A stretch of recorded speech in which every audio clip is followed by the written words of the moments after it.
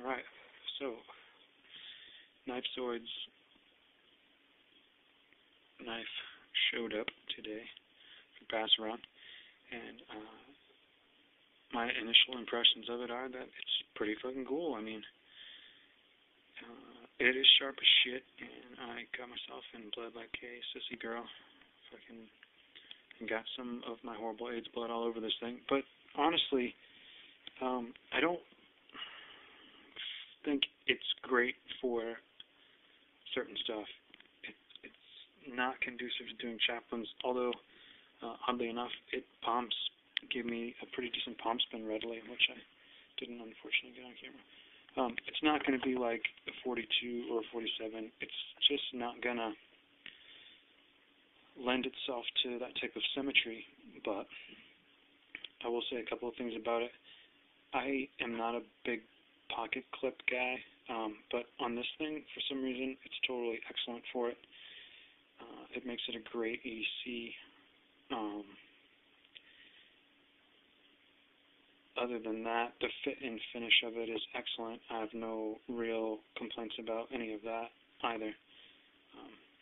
I think it's very cool of him to put his property out there for us to get our impressions about it and whatever. So I hope that everyone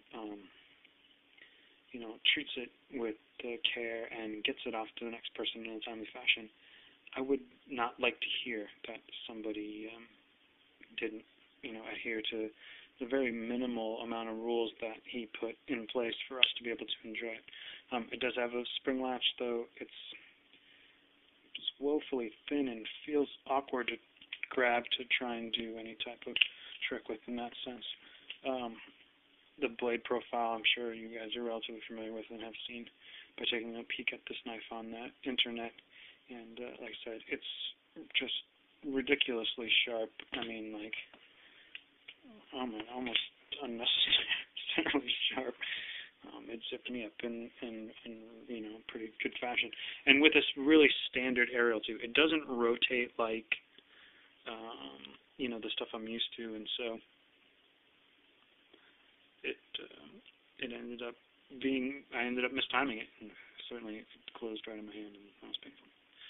So I also mentioned to Drew, not to detract from what I'm doing, that I was working on a couple of designs for something called a war cleaver. I've got some leaf springs, dude. Here's the template